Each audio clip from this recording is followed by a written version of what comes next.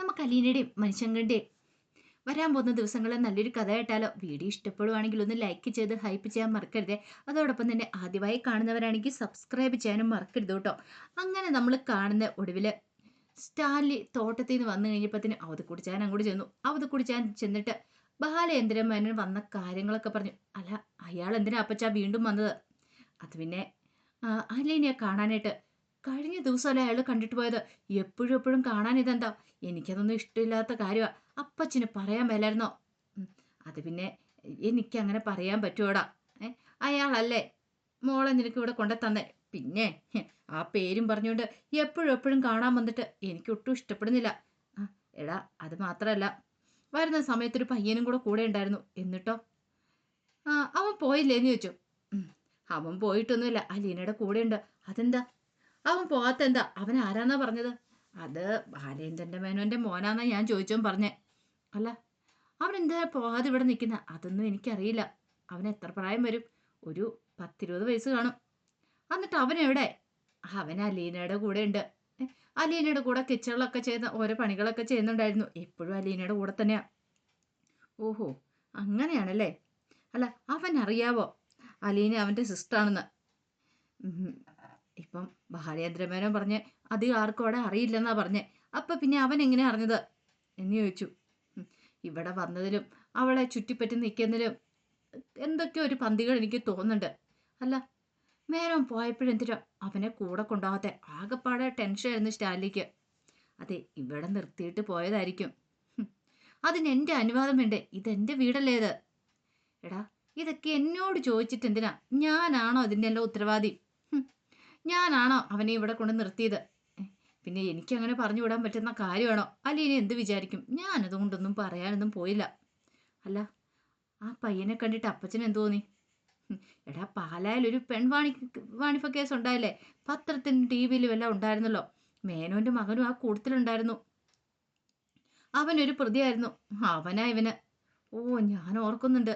ഏതോ ഒരു ബാലേന്ദ്ര മേനോന്റെ മകനായിരുന്നു പ്രതികളിൽ ഒരാൾ. അത് തന്നെ. ആൻ്റപ്പൻ ആളെ കണ്ടപ്പോഴേ തിരിച്ചറിഞ്ഞു. ഈ ചെക്കൻ്റെ കഥകളൊക്കെ അലീന പറഞ്ഞിട്ടുണ്ടെന്നേ. സ്റ്റാലിക്കാണ് ഒട്ടും സഹിക്കുന്നുണ്ടായിരുന്നില്ല. അവനെയൊക്കെ എന്തിനാ ഈ വീട്ടിലേക്ക് വിളിച്ചു കയറ്റിയത്? അവൻ ഇങ്ങോട്ട് വരേണ്ട വല്ല കാര്യം ഉണ്ടായിരുന്നോ എന്നൊക്കെ ഒരു ചിന്തയായിരുന്നു സ്റ്റാലിയുടെ മനസ്സിൽ. അപ്പൊ സ്റ്റാലി വന്നെന്നറിഞ്ഞു കഴിഞ്ഞപ്പോഴത്തേനും അലീന രോഹിത്തിനെയും കൂട്ടി പരിചയപ്പെടുത്താനായിട്ട് നേരെ എന്ത് ചെയ്തു? സ്റ്റാലിയുടെ മുറിയിലേക്ക് വന്നു. സ്റ്റാലി വന്ന ഉടനെ ദേഷ്യത്തോടു കൂടി മുറിയിലേക്ക് പോയിട്ട് മദ്യക്കുപ്പി എടുത്തു. മദ്യക്കുപ്പി, ഗ്ലാസ്, സോഡായി, ഐസ് ക്യൂബ് എല്ലാം നിരത്തി കഴിഞ്ഞിട്ടുണ്ടായിരുന്നു. അപ്പോഴേക്കും ആൻ്റപ്പനും കൂടെ അങ്ങോട്ട് വന്നു. സാറേ, എന്തേലും വേണോ എന്ന് ചോദിച്ചു. ആൻ്റപ്പനെ നോക്കിയിട്ട് പറഞ്ഞു ഒന്നും വേണ്ടാന്ന് പറഞ്ഞു. സ്റ്റാലി മദ്യമൊക്കെ എടുത്ത് കുടിച്ചു. അപ്പോഴേക്കും അലീന ഓടി വന്നിട്ട് പറഞ്ഞു പപ്പാന്ന് പറഞ്ഞിട്ട് വിളിക്കുവാണ്. അച്ഛൻ വന്നിട്ടുണ്ടായിരുന്നു. പപ്പയെ പേടിച്ചു വേഗം സ്ഥലം വിട്ടു. ഇതാരാണെന്നറിയാവോ അപ്പായിക്ക്? അവൾ രോഹിത്തനെ ചൂണ്ടിക്കാണിച്ചുകൊണ്ടാണ് ഈ കാര്യങ്ങളൊക്കെ ചോദിക്കുന്നത്, ഭയങ്കര ഉത്സാഹത്തോട് കൂടിയിട്ട്. ആൻ്റപ്പൻ പറഞ്ഞു മേനോന്റെ മകൻ വന്നിട്ടുണ്ടെന്ന്. സ്റ്റാൻലി രോഹത്തിന്റെ മുഖത്തേക്ക് പോലും നോക്കിയില്ല. നോക്കാതെയാണ് ഇങ്ങനെ പറയണേ. അതോടെ കണ്ടു കഴിഞ്ഞപ്പോൾ രോഹത്തിന് ഭയങ്കര വിഷമായി. ഒരാൾ പരിചയപ്പെടുത്താൻ വന്നിരിക്കുമ്പോൾ ഇങ്ങനെയൊക്കെയാണോ പെരുമാറുന്നേ? അത് രണ്ടാമത്തെ കാര്യം പപ്പ. എൻ്റെ അനുജനാണിവന്.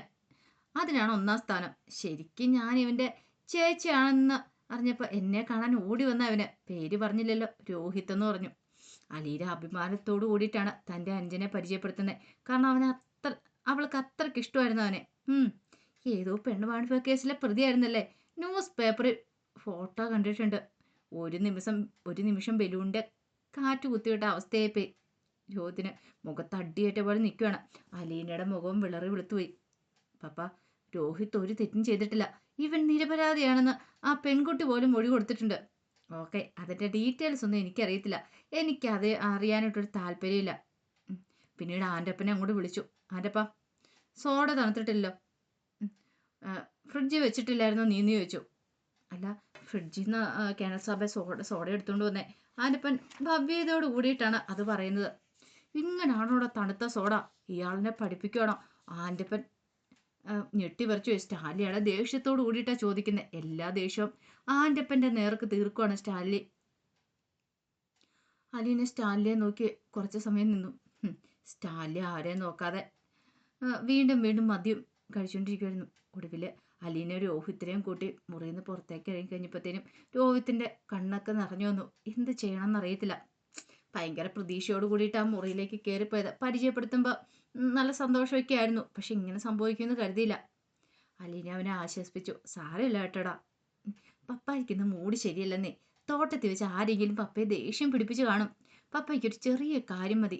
ഇപ്പൊ കണ്ടില്ലേ, സോഡ തടത്തില്ലെന്നും പറഞ്ഞ് ആരംഭം ചേട്ടൻ്റെ അടുത്ത് എന്നോടും ഇങ്ങനെയാ ചില സമയത്ത്. ഞാൻ വന്നത് അലീന ചേച്ചിട്ട് പപ്പായ്ക്ക് ഇഷ്ടപ്പെട്ടില്ലല്ലോ എന്ന് ചോദിച്ചു. അവൻ്റെ തൊണ്ടയൊക്കെ ഇടറുന്നുണ്ടായിരുന്നു. എടാ, നീ എന്തിനാ ഇങ്ങനെ സങ്കടപ്പെടുന്നേ? നീ എന്നെ കാണാനല്ലേ വതേ, അല്ലാതെ പപ്പയെ കാണാനല്ലോ വന്നേ. പിന്നെ നീ എന്തിനാ സങ്കടപ്പെടുന്നേ? വിഷമിക്കേണ്ട കാര്യമൊന്നുമില്ല. ഞാനില്ലേ ഇവിടെ. ഞാനുള്ളിടത്തോളം കാലം നിനക്കൊന്നും സംഭവിക്കില്ല. നീ ധൈര്യമായിട്ടിരിക്കുക. ജീവിതമാകുമ്പം ഇങ്ങനെ പല പ്രതിസന്ധി ഘട്ടങ്ങളൊക്കെ ഉണ്ടാവും. അതൊക്കെ തരണം ചെയ്ത് വേണം നമ്മൾ മുന്നോട്ട് പോകാനായിട്ട്. അങ്ങനെ കുറേ ഉപദേശങ്ങളൊക്കെ കൊടുക്കുന്നുണ്ട്. അങ്ങനെ 1 മണി കഴിഞ്ഞപ്പോഴത്തേനും സ്റ്റാലി അവധി കുടിച്ചാനും എല്ലാം ഊണ് കഴിക്കാൻ ഡൈനിങ് റൂമിലെത്തി. അലീന ഭക്ഷണമെല്ലാം വിളമ്പി അവരോടൊപ്പം രോഹത്തിനെ പിടിച്ചിരുത്തി. അലീന ഇരുന്ന് ഊണ് കഴിക്കാൻ.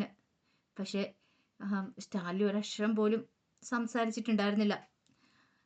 പക്ഷെ അലീന രോഹത്തിനോട് സംസാരിച്ചു. അവനോട് സംസാരിച്ചുകൊണ്ടിരുന്നു. അങ്ങനെ ഫുഡെല്ലാം കഴിച്ചതിന് ശേഷം അലീനയും രോഹത്തും മുറിയിൽ പോയിരുന്ന് TV കണ്ടുകൊണ്ടിരുന്നു. കുറച്ച് സമയം കഴിഞ്ഞ് കഴിഞ്ഞപ്പോഴത്തേനും പുറത്തേക്ക് കൂട്ടിക്കൊണ്ടുപോയിട്ട് അവിടെ എല്ലാം കാണിച്ചു കൊടുക്കുകയാണ്. നായ്ക്കളെ എല്ലാം പരിചയപ്പെടുത്തി. എന്നിട്ട് പറഞ്ഞു, ഇതേ എൻ്റെ അനുജന കേട്ടോ, ഒന്നും ചെയ്തേക്കരുതെന്നൊക്കെ പറഞ്ഞോണ്ടാ. അങ്ങനെ എല്ലാ മൃഗങ്ങളോട്, അതായത് പ്രാവും കൂടെ ഒക്കെ ഉണ്ടായിരുന്നു. അങ്ങനെ പ്രാവുകളുടെയൊക്കെ അടുത്ത് എന്നിട്ട് അവയൊക്കെ പരിചയപ്പെടുത്തിയിട്ട് പറഞ്ഞു, ഇതെൻ്റെ അനുജന. ഭയങ്കര സന്തോഷത്തോട് കൂടിയിട്ടാണ് അതൊക്കെ പറയണത്.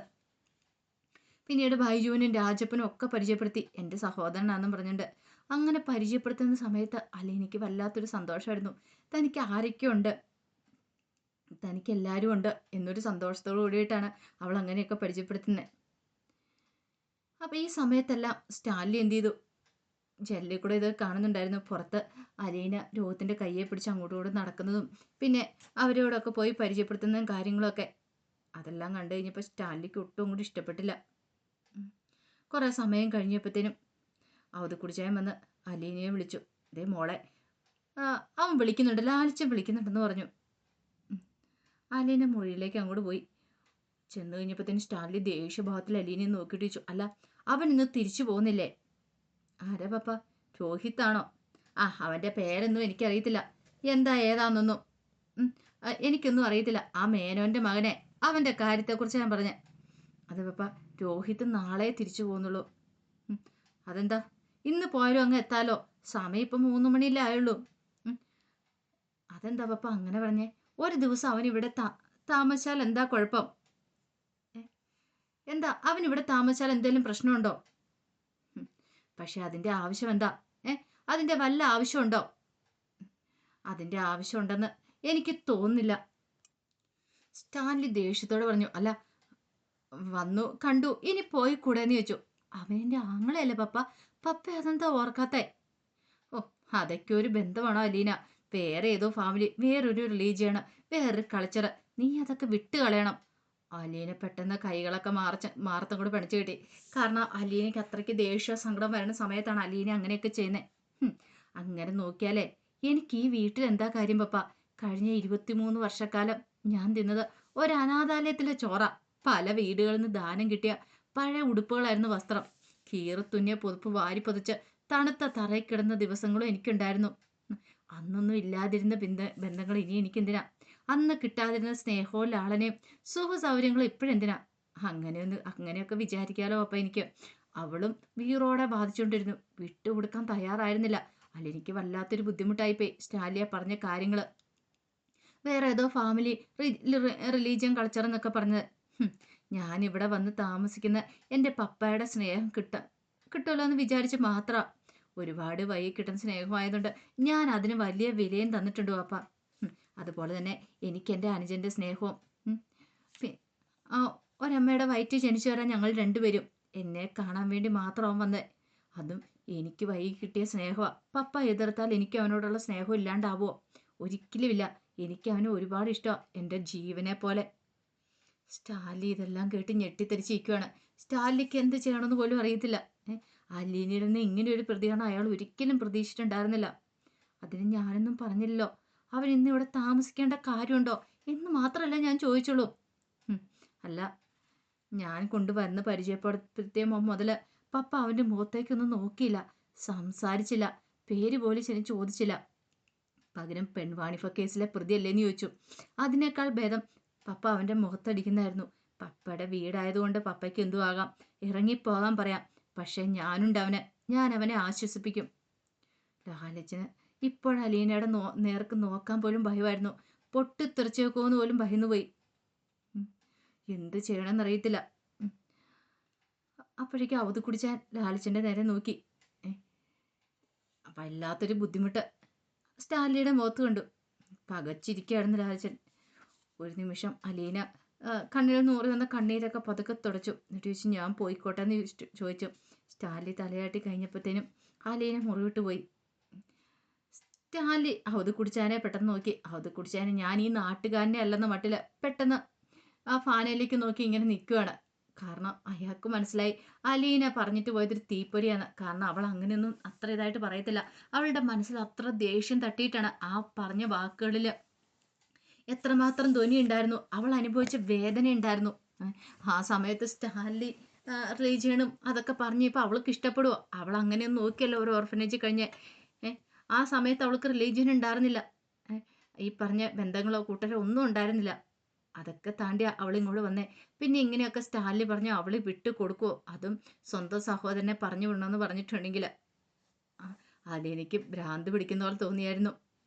അങ്ങനെ ഇതിപ്പോൾ കാര്യങ്ങളൊക്കെ പറഞ്ഞു കഴിഞ്ഞിട്ടുണ്ടെങ്കിൽ അച്ഛനാണെങ്കിലും ശരി, വല്യപ്പച്ചനാണെങ്കിലും ശരി, ഇനി പപ്പായാണെങ്കിലും ശരി, അലീനെ വിട്ടു കൊടുക്കാൻ പോകുന്നില്ല. ന്യായത്തിൻ്റെ ഭാഗത്ത് അവൾ നിൽക്കുകയുള്ളൂ. അപ്പോൾ അതിൻ്റെ കഥകളൊക്കെയാണ് നമ്മൾ കാണുന്നത്. ഇതിൻ്റെ ബാക്കി വിശേഷങ്ങളുമായിട്ട് നാളെ ഉച്ചയ്ക്ക് വരാം കേട്ടോ. മറക്കാതെ എല്ലാവരും കയറി കാണാൻ ശ്രമിക്കണേ. ഒരിക്കൽ കൂടി എല്ലാവർക്കും ശുഭദിനം നേർന്നുകൊണ്ട് നിർത്തുന്നു. നന്ദി.